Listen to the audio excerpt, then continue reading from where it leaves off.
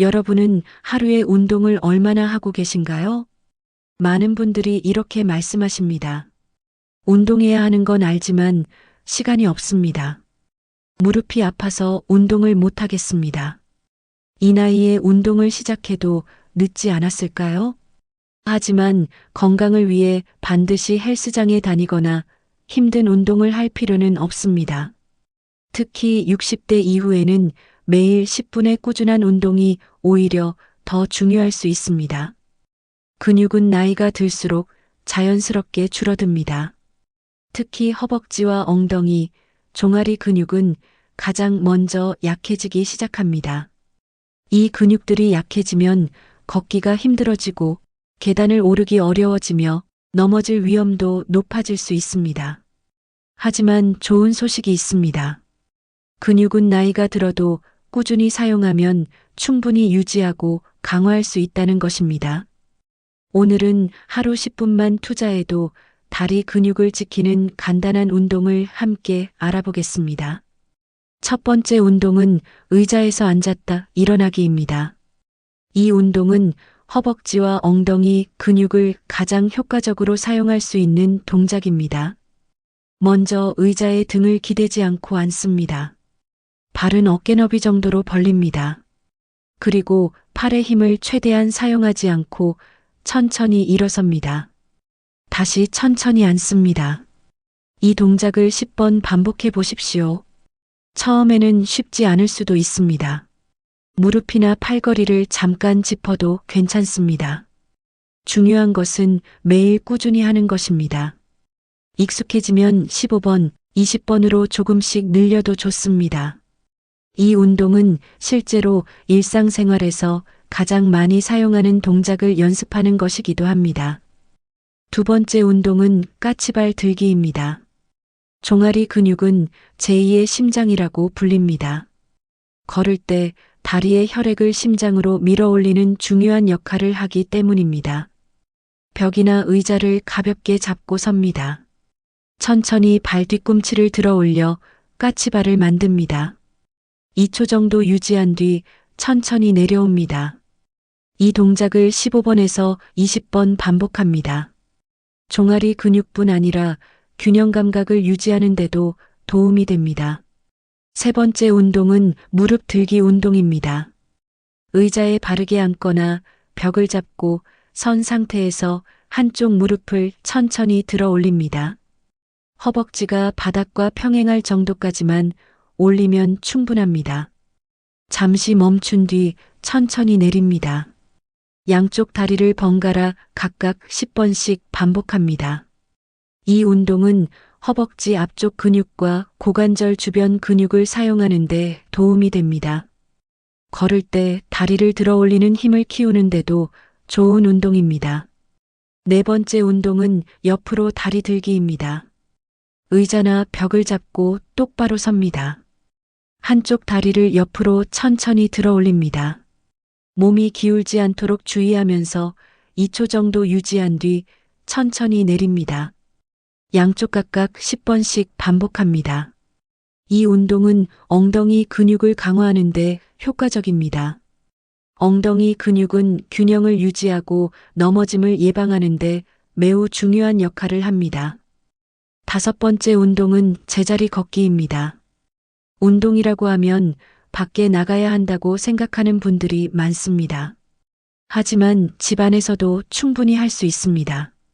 제자리에서 팔을 자연스럽게 흔들며 천천히 걸어 보십시오. 처음에는 2분 정도만 해도 괜찮습니다. 익숙해지면 5분까지 늘려 보십시오. 비가 오는 날이나 미세먼지가 심한 날에도 부담 없이 실천할 수 있는 좋은 운동입니다. 여섯 번째 운동은 계단 한층 오르기입니다. 집이나 아파트에 계단이 있다면 한 층만 천천히 올라가 보십시오. 처음부터 여러 층을 오를 필요는 없습니다. 한 층을 오르고 엘리베이터를 이용해 내려오는 것도 좋은 방법입니다. 계단을 내려올 때는 무릎에 부담이 더 크기 때문에 관절이 좋지 않은 분들은 특히 주의해야 합니다. 무릎 통증이 심하다면 무리해서 계단 운동을 하지 않는 것이 좋습니다. 7번째 운동은 짧은 산책입니다. 운동의 마지막은 가볍게 걷는 것으로 마무리해 보십시오. 집 앞을 5분만 걸어도 좋습니다. 천천히 주변을 바라보며 걷는 것만으로도 다리 근육은 충분히 사용됩니다. 햇볕을 쬐며 걷는다면 기분 전환에도 도움이 될 수 있습니다. 그렇다면 하루 10분 운동은 어떻게 구성하면 좋을까요? 1분은 가볍게 제자리 걷기로 몸을 풉니다. 2분은 의자에서 앉았다 일어나기를 합니다. 2분은 까치발 들기를 합니다. 2분은 무릎 들기와 옆으로 다리 들기를 합니다. 마지막 3분은 집 안이나 집 밖을 천천히 걸으며 마무리합니다. 이렇게 하면 하루 10분이면 충분합니다. 운동은 오래 하는 것보다 꾸준히 하는 것이 훨씬 중요합니다. 운동할 때 꼭 기억해야 할 것도 있습니다. 첫째, 통증이 심하면 즉시 멈추십시오. 운동은 근육이 약간 피곤한 느낌은 괜찮지만 날카로운 통증을 참으며 하는 것은 좋지 않습니다. 둘째, 숨이 너무 차오를 정도로 무리하지 마십시오. 옆 사람과 대화가 가능한 정도의 강도가 적당합니다.